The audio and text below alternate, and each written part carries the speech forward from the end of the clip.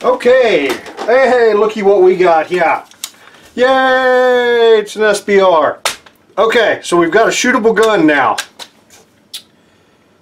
Just got this lower put together today. It is ready to rock. I went with the with a Magpul UBR on this guy. It is a very heavy stock. I knew it was going to be heavy. I thought, that'll balance out well once we have the suppressor on there. It should have a decent balance. It's pretty freaking heavy.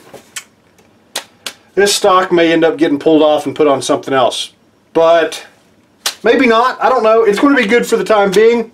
We're going to use it for load development and our initial work here, and it should get the job done. So, ready to rock. As I mentioned previously in the last video, we're going to start doing some subsonic load workup. And we're going to use these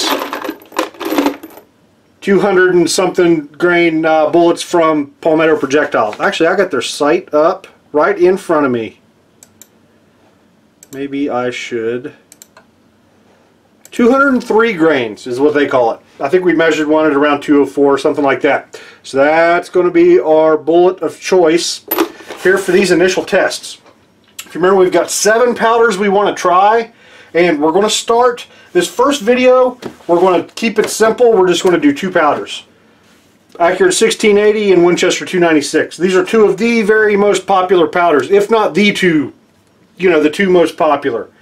Lots of data out there, and those should be a good place to start. The cool thing, Palmetto Projectiles has got some load data on their website, and I think that's what we're going to go with. We're going to start with that. I actually had my whole Hornady manual out here. They've got some load data for the some subsonic load data for the 208 grain AMAXs that that goes down to subsonic velocities, and I was just kind of comparing back and forth between the 2 sources. There's a little bit of variation there, but I mean, that's to be expected. Different bullets and different seating depths and all that sort of crap. So the thing we're going to have to worry about, and that you're going to have to worry about for your specific gun, is barrel length. So I'm on an 8.5-inch barrel, but this load data and the Palmetto Projectiles website is for a 16-inch barrel. So I can expect significantly less velocity. So I'm probably going to need hotter loads than what this manual or Palmetto says. So we're just going to keep that in mind, and that's what we're going to do. We're going to load up a range of charge weights with both of these powder. Just hit the backyard and try them out and see what happens. Not a bunch, like maybe 2 for each charge weight, and just load a bunch of charge weights and kind of get an idea of where we're at for velocity.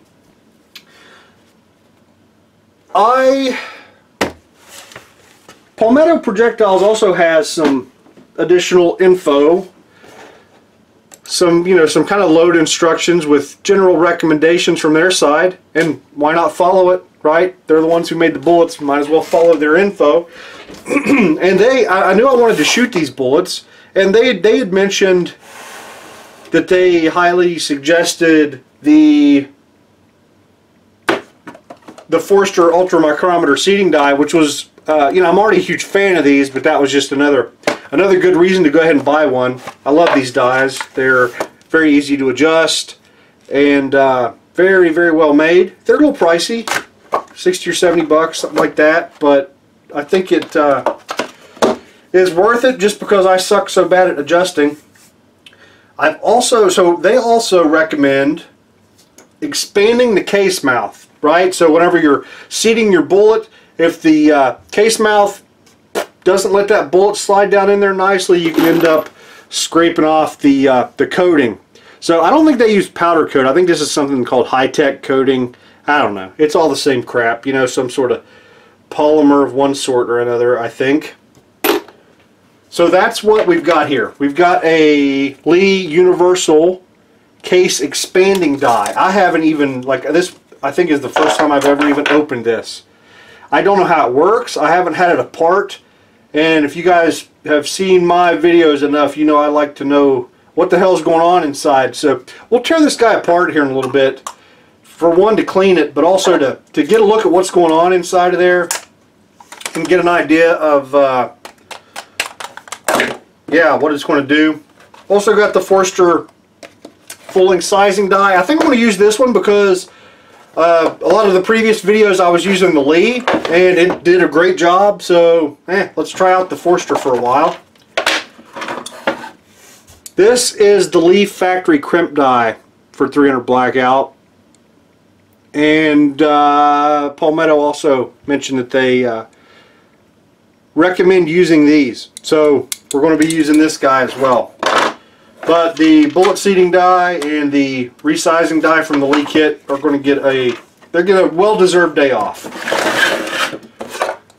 First, before I start doing anything fun, I need brass. And in the previous video where I showed this bucket full of brass that's ready for forming, that's still, yep, it's still in the same bucket. So I'm going to pull out 100 of these guys and get to forming this brass, and I've got to remove the military crimps and some of that other sort of crap. So that's what's going on here, and I'll see you guys here in a few. Alright, so I've decided to form up 100 pieces, and I'm having a little minor annoyance here. Let's see. I'll just wait for it to naturally happen. But this die has got it's a little tighter down at the bottom where the case first enters, and I'm having an issue. There you go. I'm having an issue. Sometimes the case is hitting the die, and I've kind of got to manually line it up, and then it goes no problem. I don't remember having that issue with the Lee die. I think it probably just has a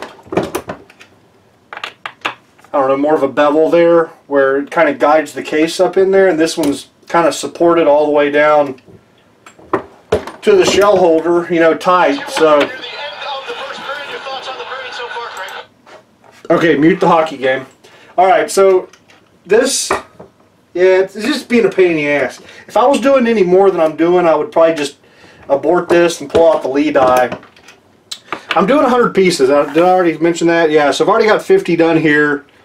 So I'm going to finish these guys up, and then we'll be ready to move on to military crimp removal and trimming and that sort of stuff.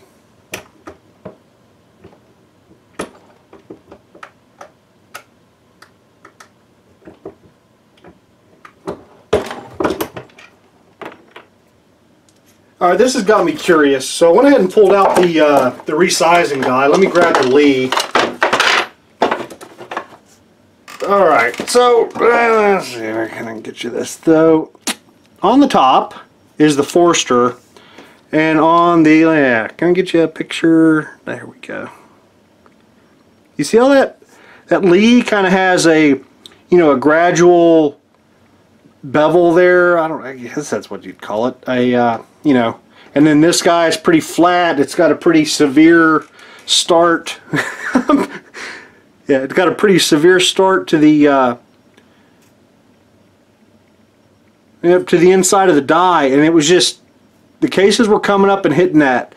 So if you're doing, you know, if you plan to do a whole bunch of forming, the Lee die seemed to work a little bit slicker because of that and help self-guide those cases up into the die.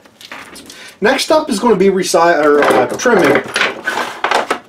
And actually, yes, I need to trim. We need to remove military crimps, and then of course we need to deburr and chamfer the case mouth. So for trimming, I'm going to use the Lee cutter and lock stud with the case length gauge and shell holder. Man, I'm like wanting to be over here. Let me move the camera. There we go. So I'm wanting to use this. So that's what we're going to do. I've got one of these, which is the same thing as this cutter with just the knurling to grab a hold of it. This guy's got a big wooden ball. I think I'm going to try and use this big wooden ball guy. So let me pop off whatever case length gauge is on there now, which that is 30-06. And we'll put the 300 Blackout on there, and maybe that'll make things a little bit easier to work with. So I like to use a drill for this. There. Yep, just tighten it down. Whenever you're grabbing these with pliers, I always grab them right where the writing is. Like when I first started using these, I grabbed one like right down at the base, just kind of what was, you know, natural for me to do. That is a tight fit where the case needs to, you know, needs to slide and fit nicely. So you don't want to mar that with any tooling or tools. So grab up in the part that's not going to make any contact with the case. I need a drill. There's my drill. The lock stud and the case and the shell holder. This just goes right down inside of there, tightens down by hand, and there's your case. And we chuck it into the drill.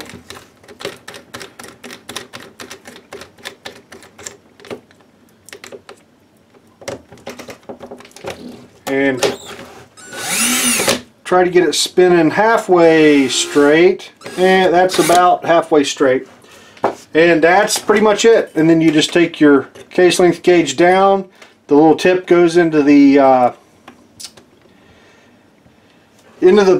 flash hole, and we should be ready to go. Yep, sometimes when you're taking off a lot of brass, especially, the blade catches on the case, on the mouth of the case, and your case kind of ends up moving a little bit. So let's just get it nice and tight. We're taking off a lot of brass here, so.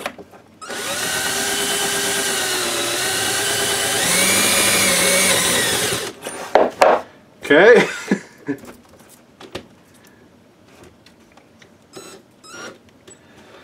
This may prove to be. Alright, let's just go crazy high speed.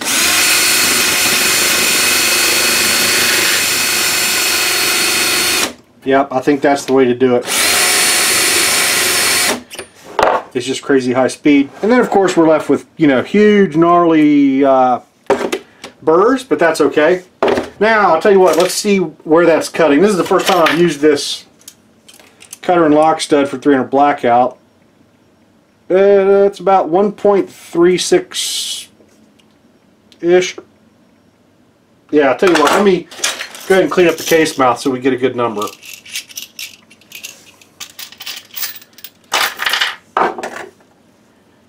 Good, a little bit on the inside, a little bit on the outside.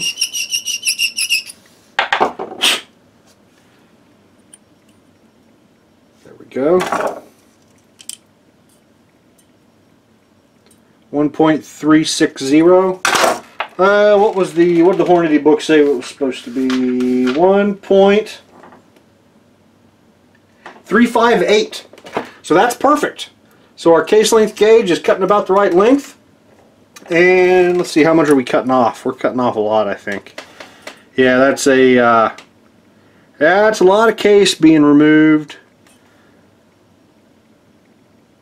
So this blade's going to be doing a lot of work. We'll see how it goes. Move on, do a couple, and see how it cuts.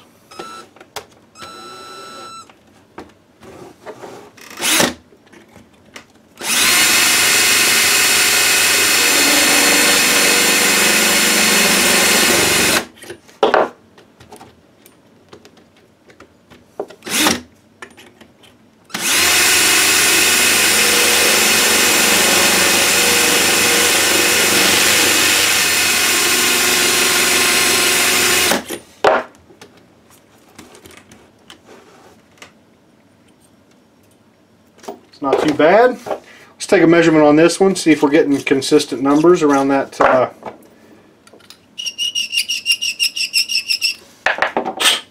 same number. 1.3595. So about a half a thousandth shorter than the previous one. That is perfectly acceptable to me. I found these Lee cutter and lock stud, case length gauge, and shell holder kits really do a pretty consistent job.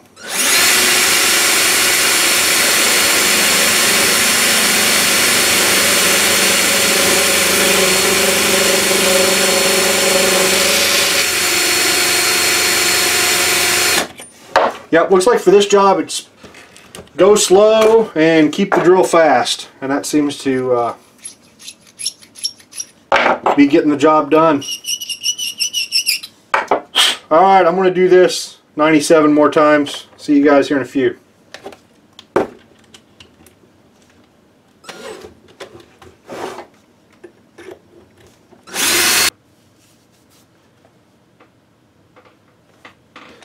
Alright, I'm finally getting down to sizing of the last couple cases here. This has taken a long time. It's definitely easier than my Trim Pro, but it's still quite a pain in the ass. So this one I went ahead and marked it with a Sharpie so you could see. And what I've learned so far is you've got to go very easy on the pressure. If you try and, basically push this thing in really hard and cut really fast, it grips into the brass really bad. This thing isn't focusing very well, is it? Yeah, it grips into the brass really bad and spins your brass out of your shell holder. I've ruined several cases because it spun out of there so violently that it marked the rim of the case really bad. So let's do one here real quick. All right, that guy's not quite in there.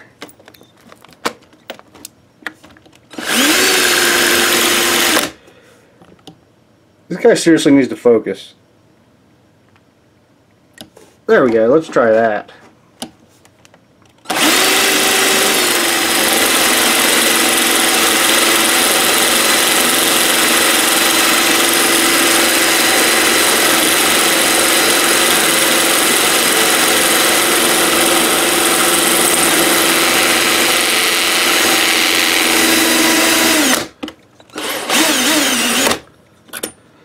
And that's pretty much it. So you can see that's taking off a lot of brass. Tell you what, let me show you my brass pile here.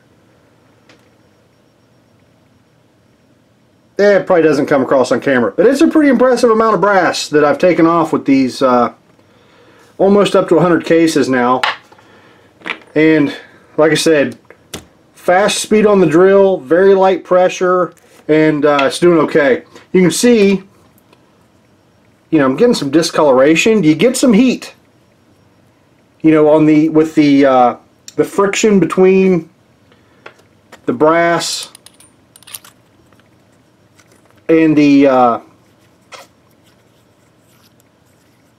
case length gauge, but it's loose enough to where I'm not really worried about it, screwing things up really bad, as far as like galling the brass or wearing the inside of the brass a lot. It's not that bad, and these still have some residual case lube on them. I use spray lube, Dillon case lube on these guys, and yeah, there's still some left on there, and it's kind of helping here to keep that fit between the case and the case length gauge from causing too much friction. But that's something to I guess be mindful of, is if you're getting a ton of heat, then you might need to slow your drill down, take it a little bit easier. Alright, let me finish these damn things and we can get on to the loading.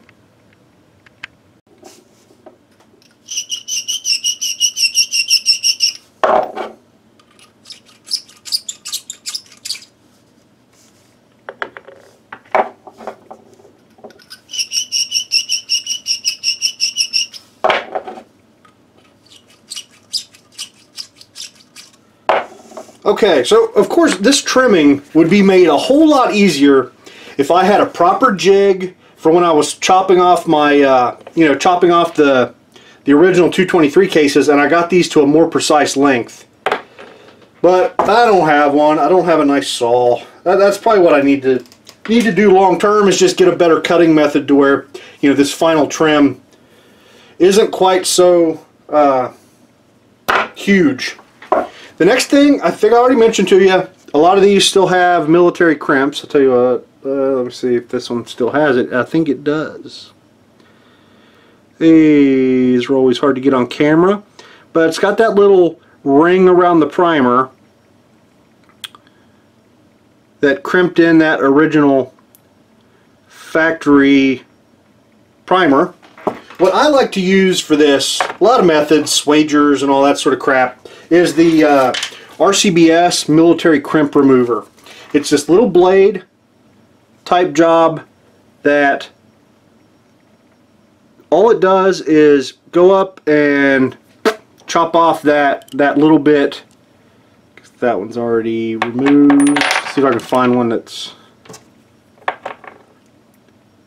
Yeah, I think that one is. It just, you know, goes up in there, and that one doesn't feel like it's hitting anything either. There we go. That one kind of got a little bit of wobble. It spins a little. It trims off just that one area where the crimp is, and leaves you with, yeah, with a good primer pocket that you can insert a new primer in. Now, what I do is just chuck this thing in my drill. It fits in a 3/8 chuck, but just barely, so you basically open the chuck all the way up, and then it gets a hold of it. And then this goes really, really fast, which is very important to me. I already did the first 50, so it's just, you just pop them, throw them, and you're good to go.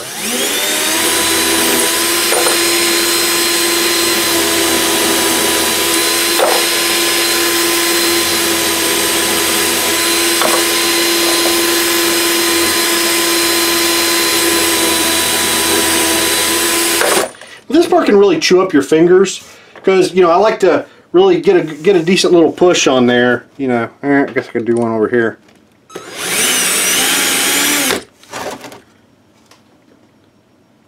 It's kind of hard to see what the hell is actually going on with these, but it just touches that little bit. It doesn't. I was very, very skeptical when I first bought this that it was going to be, you know, reaming out parts of the primer pocket that I didn't want touched and giving me, you know, sloppy, loose primer pockets and stuff, but it just doesn't. It just touches that one little bit, and you're good to go. But what I like to do is just I keep just a cheap generic pair of rubberized gloves, just to keep from chewing up my hands quite so much whenever I'm really needing to get a hold of a case.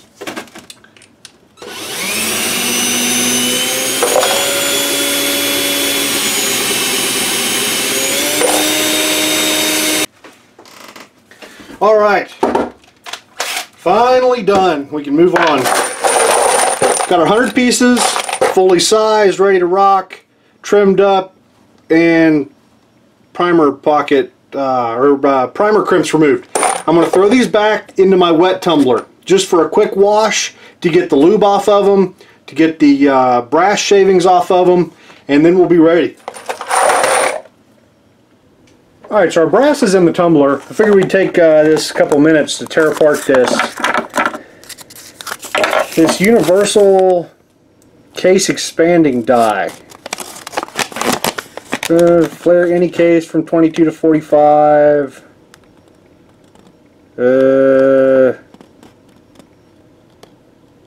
See the chart on reverse for recommended configuration. Oh, we got different parts going on up in there.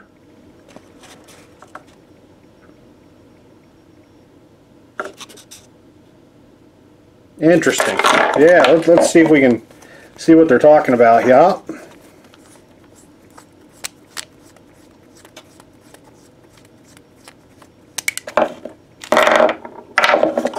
Aha.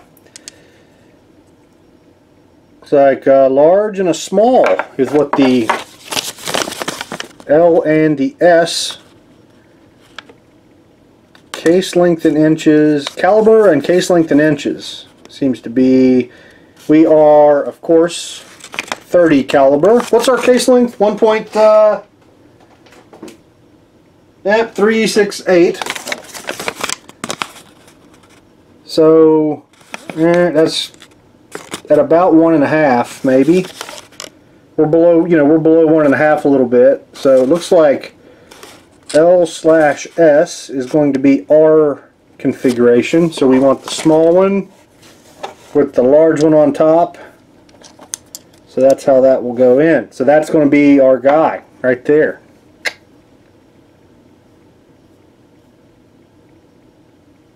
makes sense, right? I'm guessing it's turn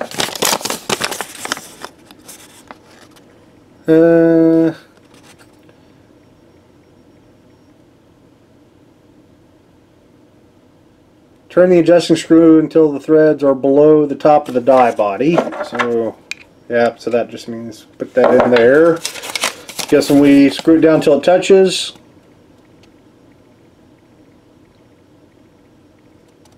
Lower the ram, lock the die body in place with the lock ring.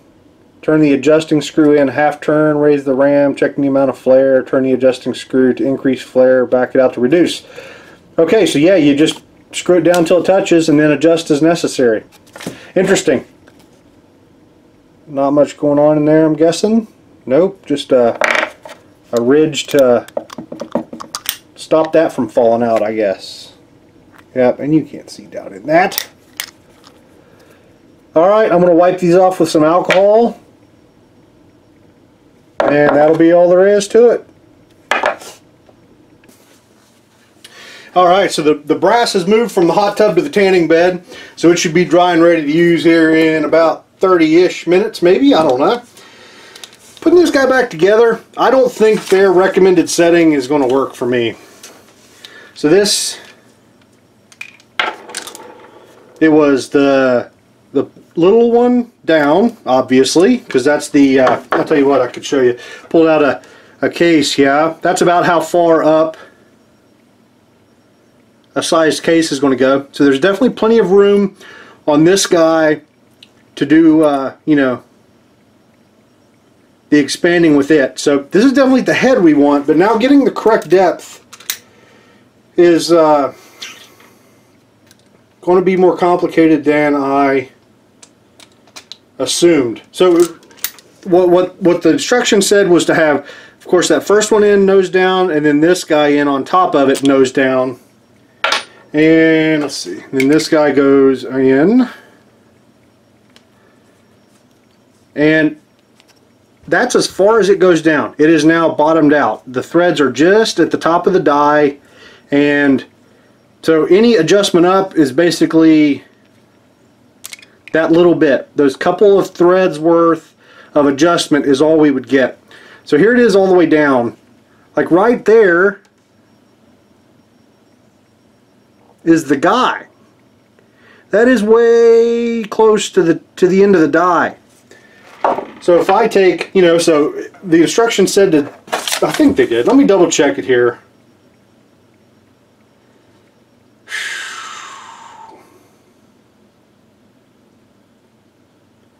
Oh, I'm an idiot. Yeah, I'm a big fat idiot. Here's what you do. I read the instructions wrong. When we're setting this guy up, we're going to put this in the die all the way, or in the press with the ram fully raised. Then we're going to screw this guy on until we feel it make contact. And then once it makes contact, then we lower the ram, lock this guy down, or I think it says,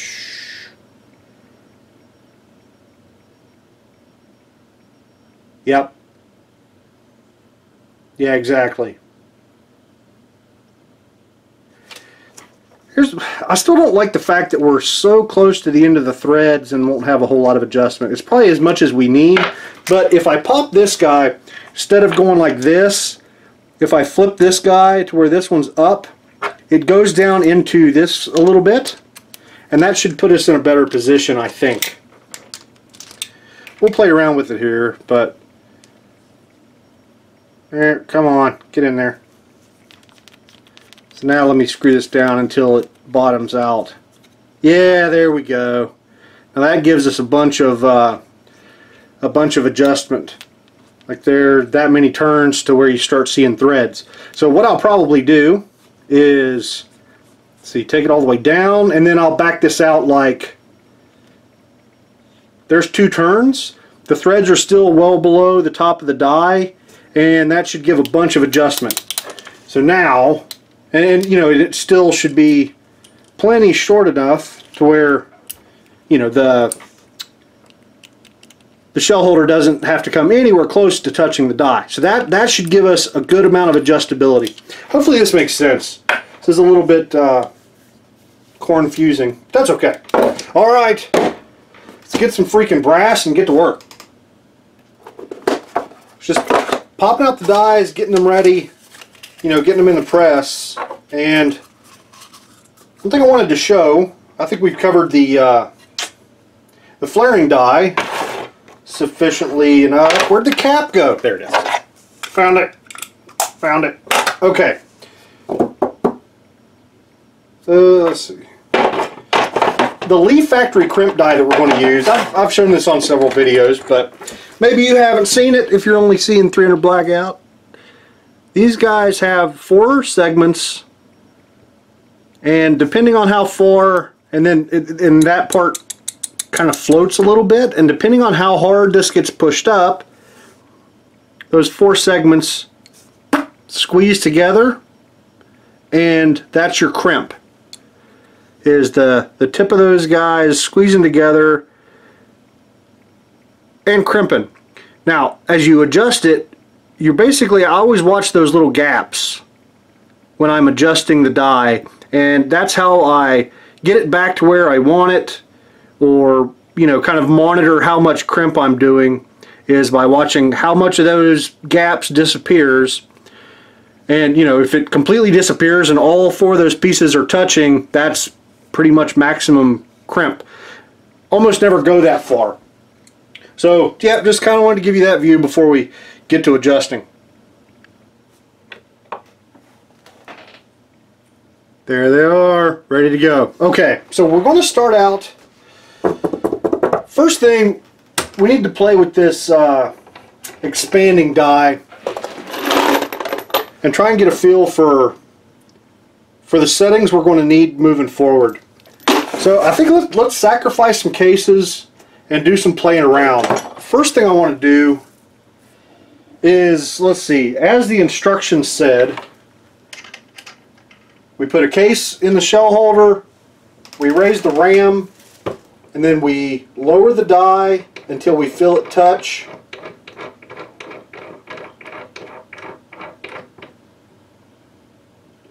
There it is right there. So that's touching. I'm going to make a note of like where the writing is, and then try and tighten this down.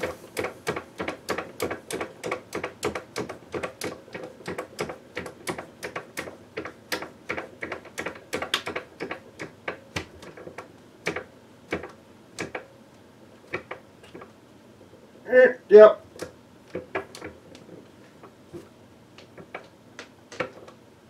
So there we go. That guy's in there tight enough, and at this point I take the die up in, and it's just barely touching the mouth of the case. Let's do a couple. So let's say, okay, so here's one with no flare, and let's go in. Tell you what, let's first try a quarter turn, and let's see how dramatic that is.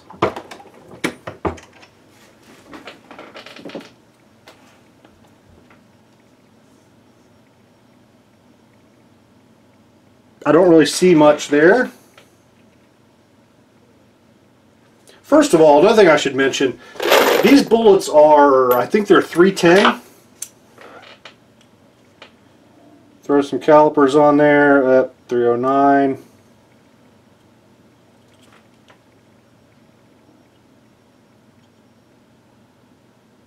This guy's measuring 309. I thought earlier they were measuring 310 for me. Around 309. My calipers are not zeroed. There they are. Now they're zeroed. Yeah, there we go. 310. So that's the number I've been getting. So that's a big bullet, right? That's a big bullet. If we look at a case that is not expanded, this is going to be hard for me to kind of demonstrate or convey, but that one we did with a quarter turn doesn't seem to be going down in any more than the one that that wasn't. So I don't think that did much. So let's just do a couple here. There's an additional quarter turn. And let me drop it.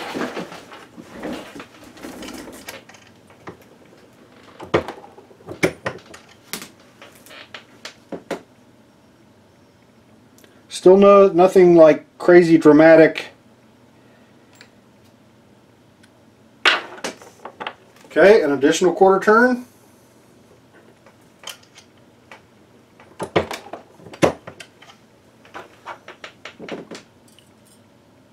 Alright, now I'll tell you what, we'll go up close to here in a few minutes. Let me do this guy. And then we'll do one more with an additional quarter turn. So that should be about one turn. Oh yeah, now we're cooking with gas. I'll tell you what, let's get up close with these guys. Okay, that's a better view. See if we can actually see what we're looking at here. Still not coming across on camera very well, is it? Tell you what, let me put this guy with max flare next to this guy with no flare, and then see if we can focus. Still pretty subtle. You see that kind of bell shape towards the top of that guy?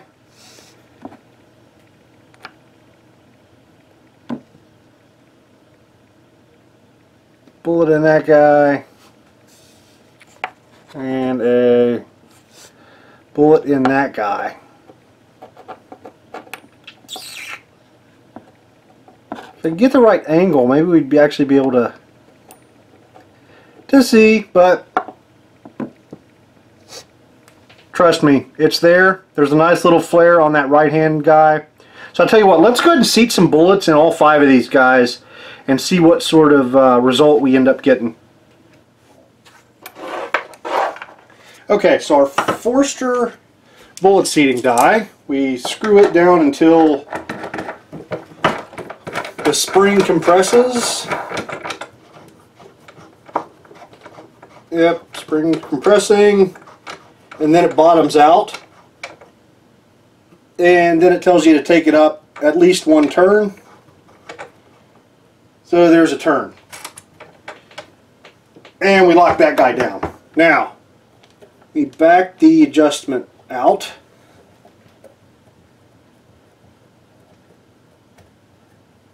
I might need to move the course adjustment. I don't know. We'll try it without screwing with that. So this is the one that's been flared that I'm thinking should be able to seat a bullet okay. So our overall length that's recommended by Palmetto is 1.95 inches. So let's go ahead and just set this guy.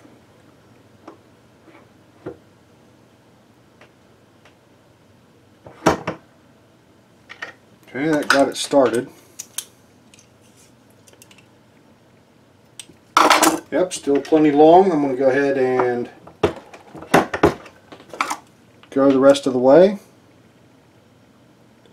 2.151, so we are a lot long.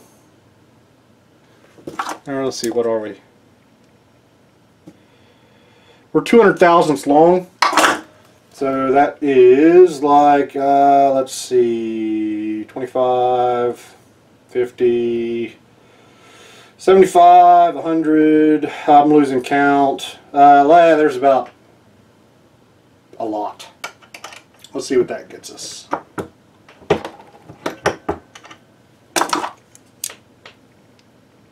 Oh, almost nailed it. 1.955 inches, so a couple thousandths more. And that should get us in the ballpark. I'm sure these bullets are going to have some variation. Now, you might be saying to yourself, holy crap, a lot of that bullet is down inside of the case. And that's absolutely true. But that's good. Right, these are going to be small charges, very little case fill. We have no concerns with jamming a whole bunch of bullet down inside of the case.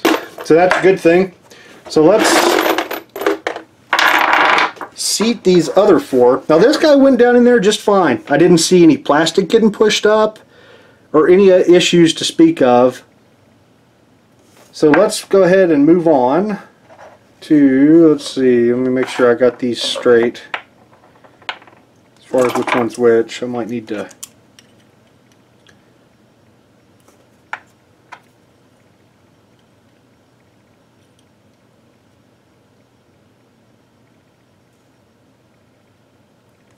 Yeah, this is the next most flare. Let's see how this guy goes in there.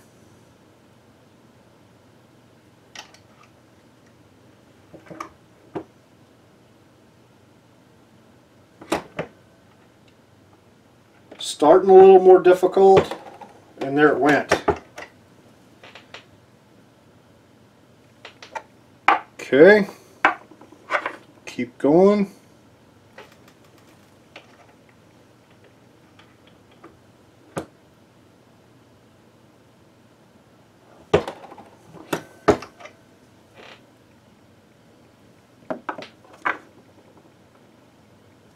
Now we're down to just a quarter turn of flare.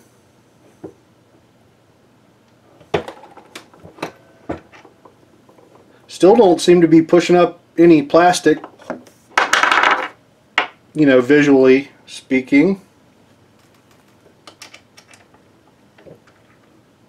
And this one didn't get any flare. Yeah, those, like there's a rough spot it gets over, and then it ends up going through. So now that still didn't push up any visible plastic. So what I need to do is pull these bullets and see what sort of condition they're in. See if we got major scrapage or whatever. So let me grab my bullet puller. Okay, here are 5 bullets. The scrapage isn't quite as dramatic as I was expecting. You know, these are nicely prepped and you know, nicely chamfered cases and all that sort of stuff. So maybe that's why, but if we look at the bottom, so the bottom of the bullets is where it showed up. So this guy had no expansion, and you can see a nice little bit of lead right around the top of the boat tail where it first enters the case. And that was that resistance I was feeling when I first started seating, and then once it overcame that, it was okay. Quarter turn, pretty much the same deal. Half turn, yeah, is, there we go. Not bad, but still some. It's getting better. There are portions of it where it doesn't have any issues. And then let's see, 3/4 turn. Looks good. There's one little spot there, but otherwise it looks okay, right? I mean, that's not too bad. And then our 1 turn, there isn't any. That ding was already there. But from what I can tell, it looks like it went in without any scrapage. I guess there's that one. There is one tiny spot right there. But otherwise it went okay. So I would say, at least for my die, 1 turn doesn't seem too ridiculous. I may try and go maybe an additional quarter turn, maybe 1 1/4 turns, and see what that gets us. Alright, we'll do 2 more sacrificial cases here. Just to, yeah, I want to go, let's see, what I say, another quarter turn, and just see how that gets us. So there's our expanding. It's definitely, you know, visibly expanded, but I don't think it's going to be so bad that we run into problems. And let's seat the bullet.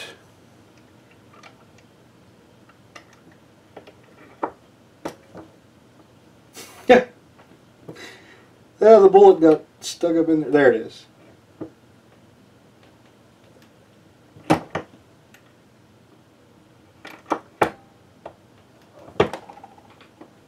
Still a little bit of resistance before it starts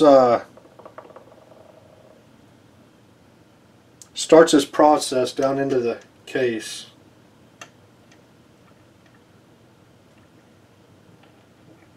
But yeah, it's not bad. So now, the next step is to set our Lee Factory crimp die. Like I said, we take it down until it touches, and then we just watch those gaps between the different pieces of the collet. There it is. That's where they're about touching. We don't want that much. That's where it's not doing anything. So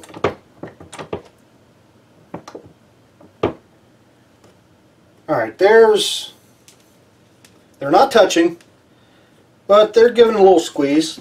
So let's go ahead and crimp this guy and see what that gets us.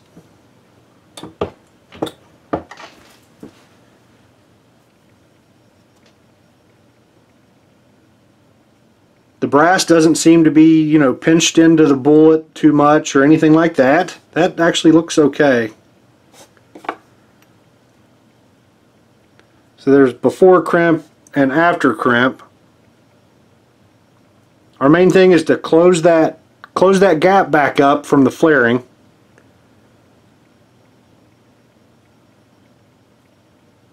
And just give it a light squeeze. I think that's just about perfect. See if this one looks the same. Yep, sure does. Doesn't seem to be digging into the bullet, and that looks okay. So the question I've got now, should probably see if these chamber okay in the gun. I need a magazine. There's a magazine. Alright, magazine length certainly no issue, right? 1.5 miles of extra space there.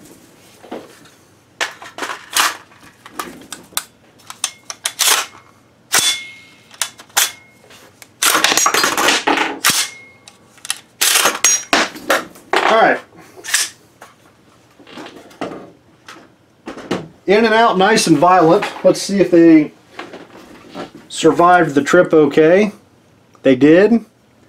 I don't see any major scars on the bullets, so it doesn't look like my feed ramps or anything are knocking the heck out of the stuff. I think we're set up. I think we're ready to go.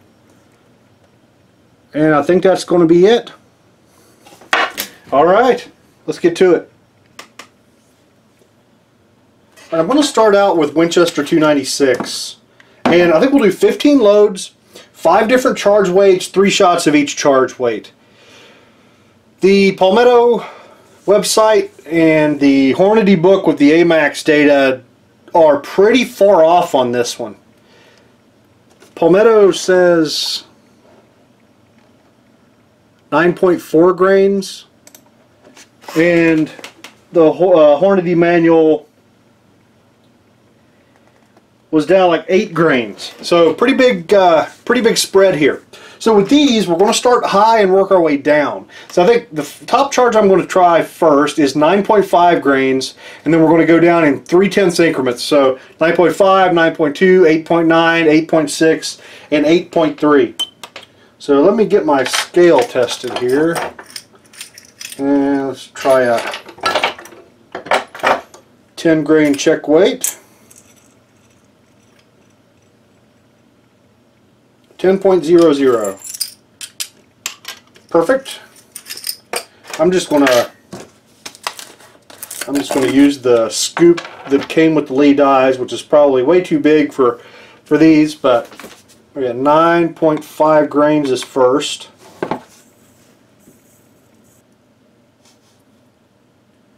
Try to get these guys pretty darn close. 9.4. 9.48. That is good enough. So let me run through a couple of these guys, get some charges thrown, and we'll be ready. So, why didn't you guys stop me? I am losing my mind. Like, this is a, maybe I should stop and consider not reloading today sort of mistake. It helps to put primers in your brass. Oh, man.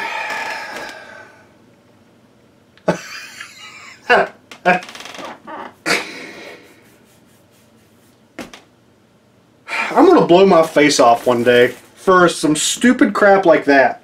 Alright, let me find some primers and let's do that first. Okay, using some number 41 primers. Man. Stuff like that's scary, right? It's just makes you stop and think, man, I need to start paying more attention. I need to start focusing better.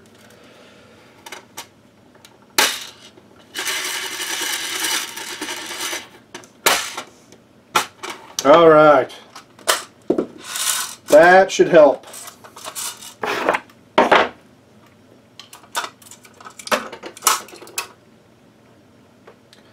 And this is where, you know, you really got to check yourself on how good a job you did on the military crimp removal. If primers are going in hard or something like that, then might point back to issues with that process.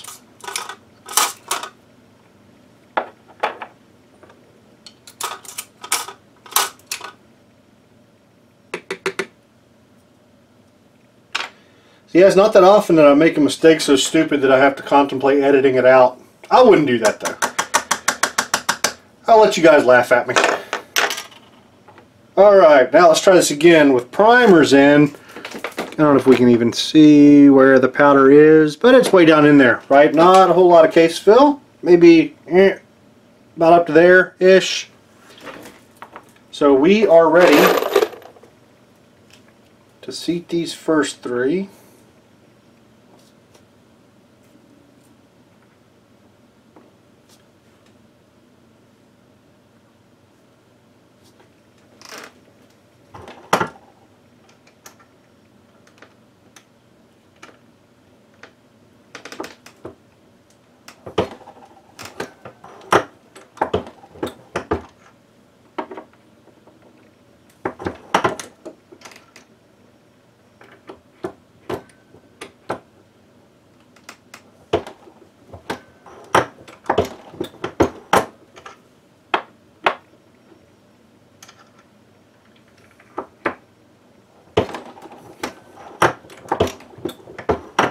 Alright, there's the first three ready to fire.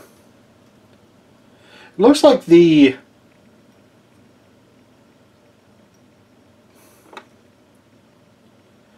seating stem might be making a little bit of a mark on the bullet just above the case mouth. It's not bad though, but just a touch. Alright, so I need my ammo box. And those are our first three.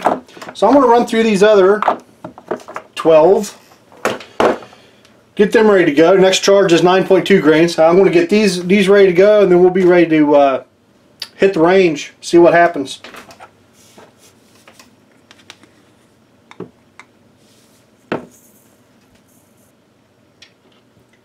So I made another freaking mistake. I need to take a break.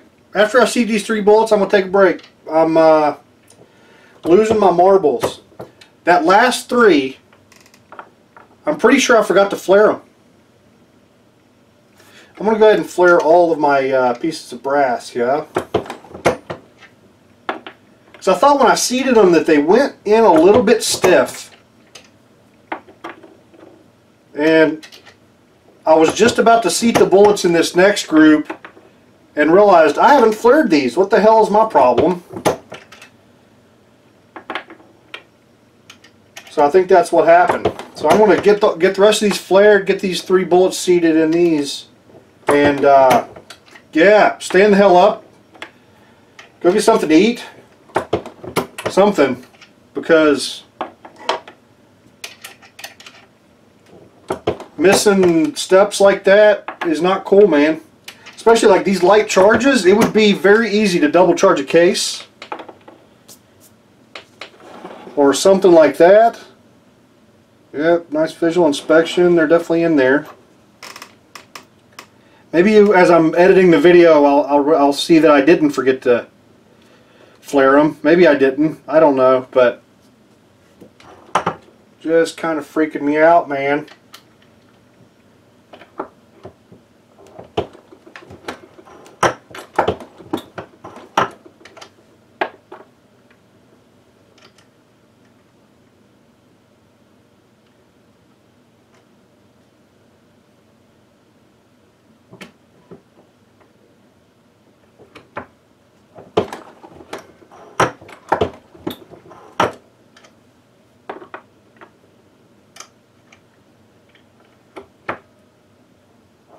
Once I've got my process down, the flaring will actually probably move maybe to, I don't know, after trimming. But before, yeah, I don't know where the hell the flaring really fits in this process best. Probably just as I'm getting ready. Like as I'm filling up my loading tray, just go ahead and expand all the brass while I'm doing that. So, alright, time for a little break. Come finish these up, and then we'll be ready to shoot. Alright, so I got a little food, got my head screwed on straight, and we're back at it here. One thing I came back up here and just noticed, I had left the accurate 1680 canister on my bench. So I was loading 296 and 1680 was sitting back. That's a huge no-no. That's like my rule number one. There's only one open powder on the bench at a time, or anytime powder's open, there's only one on the bench. Because a powder mix-up, that's one of the easiest ways to blow your face off. And I just don't want to blow my face off. It's kind of important to me. So here we go. Time to get out there, see if these will run the gun, see how it functions and all that sort of stuff. So let's get to it. Okay, let's get started. A couple priorities here. Well, I threw a little Bushnell red dot on this guy just for this testing. Just you know, get it on paper. Priorities are, number one, velocity, right? We need to figure out what the velocity is for these different charges. Two would be to get them all on paper so that we can tell whether or not they're keyholing, right? We want nice round holes in the paper, and if they're going through there sideways, that's a problem. And then third, if I can get this red dot anywhere close, we'll, you know, hopefully see if they're grouping or not. So that's kind of the game plan. Let's get started. We're going to start out 3 shots of 9.5 grains.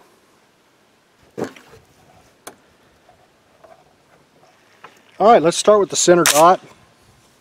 I doubt it'll be anywhere close, but that's what we'll go for.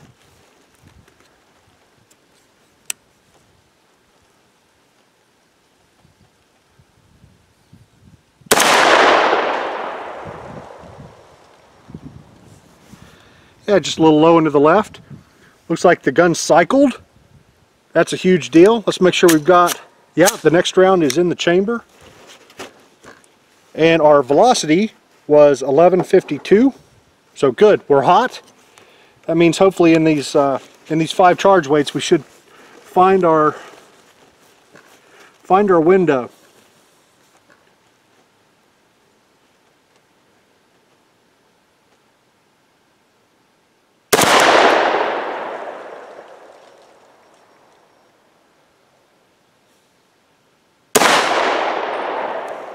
All right, it cycled, the bolt locked back.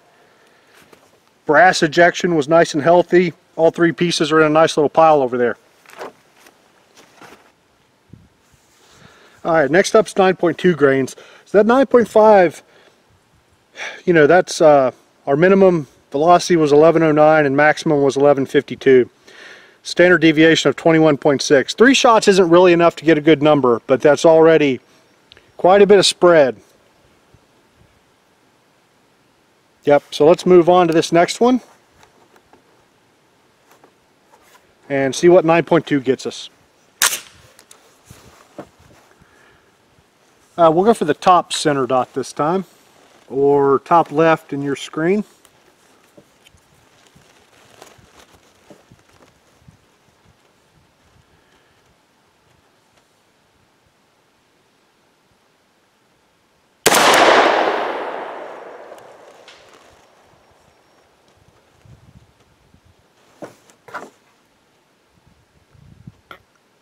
That one didn't read velocity.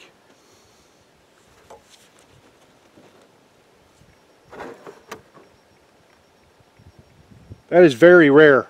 Since I've had this magnetospeed chronograph, I really haven't had any issues with missed readings.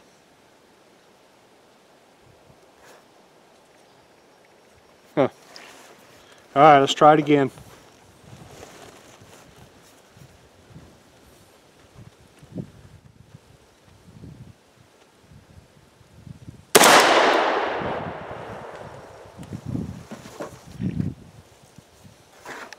It missed that one as well. Crap! Alright, let me play around here a little bit, see if I can figure out what's going on. Alright, I moved it around a little bit. It's on there crooked now, but it's a little bit closer to the center line of the bore. Shit. That sucks. Alright, let's try this one.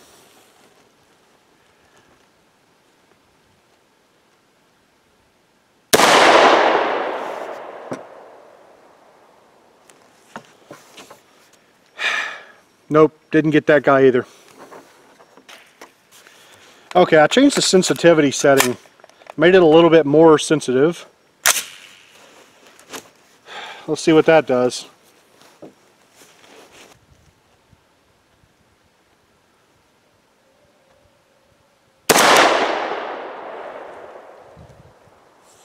Yay, we got a reading. So that was 1,082 feet per second. Alright, let's run the other two.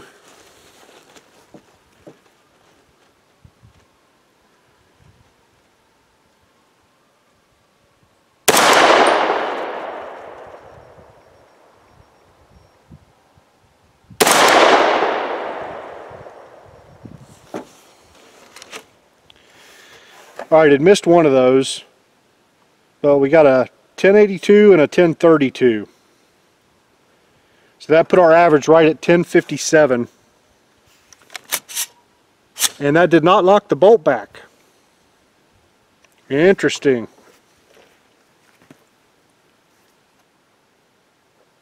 Alright, I'm going to bump that sensitivity up one more notch to 5. And we'll see. This really sucks. I guess this might be a problem. I probably need to do some research and see if other people experience this. Alright, what's up? 8.6 grains. There we go.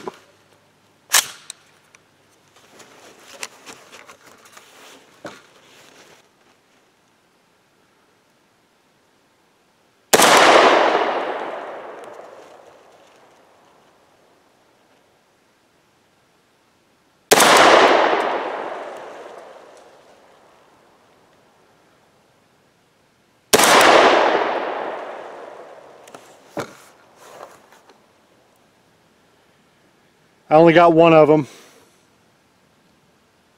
It was 1,012 feet per second. And the bolt didn't lock back.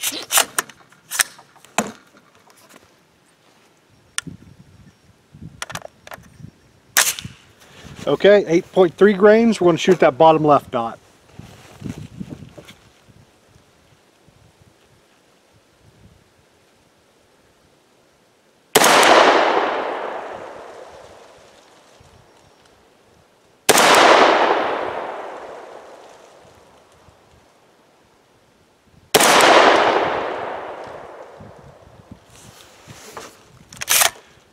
Alright, no bolt lock back, obviously, since the others above it haven't. I did get all three of those shots. I moved the sensitivity back to 4. So it was originally on 2, I think I took it to, I don't know. But this one, it got all three, and that was on 4, sensitivity 4. And I like that standard deviation number, 9.1. So yeah, 935 feet per second. All right, let's get back inside. Figure out what the hell just happened.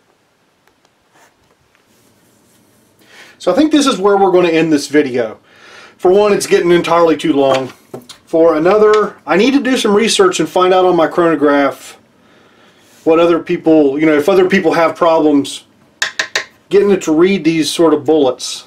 I've read subsonic 22 lead bullets with it before on the factory sensitivity setting, so I'm a little bit surprised that it's not picking these up. So I just want to do a little bit of research on that. Then actually it'll work out good. So we've got 6 powders left. I'll probably break it into 2 videos where we do 3 powders each. As for Winchester 296, was very interested to see that we stopped getting our bolt lock back right around that subsonic mark. What did our first 1 or 2 charges locked it, and then the rest didn't. So it might be that, you know, yeah, Winchester 296 just isn't going to work in my gun because I want bolt lock back. I got enough freaking powders. One of them should be able to function the gun perfectly. We got enough velocity data to get what I was looking for. Here's a little chart. Yeah, you can see it looks like the trend line is crossing 1050 right at 8.9 to 9.0 grains.